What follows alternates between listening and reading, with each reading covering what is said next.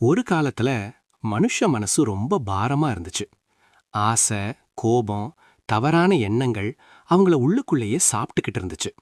அப்போதான் விஷ்ணு பகவான் தன் யோக நித்திரையிலிருந்து எழுந்தார். மனுஷர்களுக்கு ஒரு நாள் வேணும், மனசு சுத்தமாகிற நாள் அப்படின்னு நினைச்சார்.